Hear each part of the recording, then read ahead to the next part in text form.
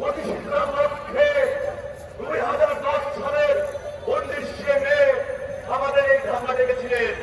সেদিন মুন্সিগঞ্জ জেলা যুবদলের সদস্য আবুলকে সদর ঘাটে পাখির মতো গুলি করে হত্যা করা হয়েছিল। বন্ধুরা, তারই ফলশ্রুতিতে সেই আন্দোলন ধারাবাহিক রক্ষা করার স্বার্থে আপনারা জানেন 2022 সালে যুবদল যখন মুন্সিগঞ্জে এই গণতন্ত্র পুনরুদ্ধারের জন্য মিটিং করেছিলেন, সেই মিছিলে আমাদের মুন্সিগঞ্জের যুবদলের সদস্য শহীদুল ইসলাম শাহীনকে পাখির মতো গুলি করে হত্যা করা হয়েছিল। আমি বলতে চাই, গণতন্ত্র আন্দোলনকে রক্ষা করার জন্য এবং সারা বাংলাদেশের ন্যায় মুন্সিগঞ্জ জেলা যুবদল আপনাদের পাশে সব সময় থাকবে ইনশাআল্লাহ। এই আশা রেখে আমি আমার সংক্ষিপ্ত বক্তব্য এখানে শেষ করতে চাই। খোদা হাফেজ। বাংলাদেশ জিন্দাবাদ, বাংলাদেশ জাতীয়তাবাদী যুবদল জিন্দাবাদ, শহীদ জিয়া অমর হোক, খালেদা জিয়া জিন্দাবাদ। সবাইকে ধন্যবাদ।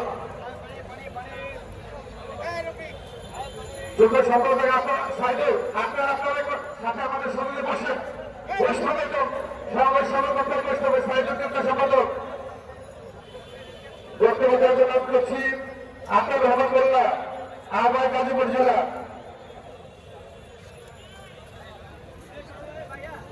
মাঝিমার বাংলা জেলা, আশেপাশে মন্দিরশালা, আলুন জেলা, আলুন জেলা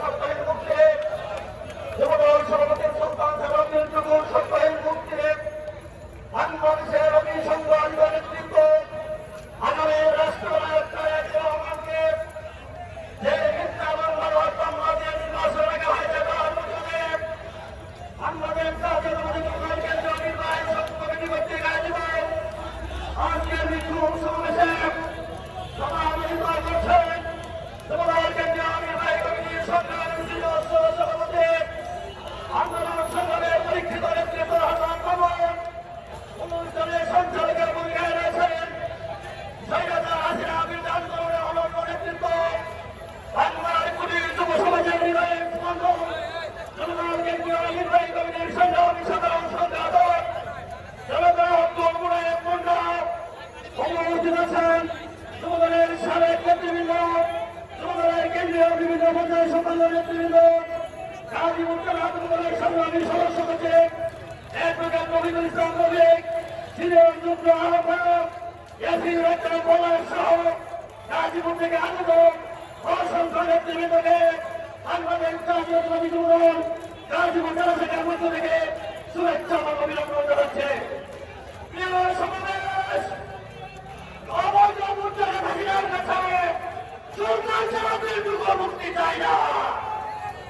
প্রিয় সমাবেশ, বাংলাদেশের অভিসংবাদিত নেতৃত্ব সাবেক প্রধানমন্ত্রী বেগম খালেদা জিয়া মুক্তি হাসিনা সরকারের কাছে চাই না। প্রিয় বাবা, তারেক রহমানের স্বদেশ প্রত্যাবর্তন এই বাংলার জমিনে আবার বিপ্লবের আন্দোলন সংগ্রামে বসতে প্রদেশ দিতে হবে। প্রিয় বাবা, অবৈধ সরকারের কাছে কোন জানা পাওনা কোন কষ্ট নেই। প্রিয় বাবা, আগামী আন্দোলন সংগ্রামে এবং চলমান আন্দোলন সংগ্রামে বাংলাদেশ জাতীয়তাবাদী যুবদল গাজীপুর জেলা শাখা আপনাদের সাথে পাশে থেকে যে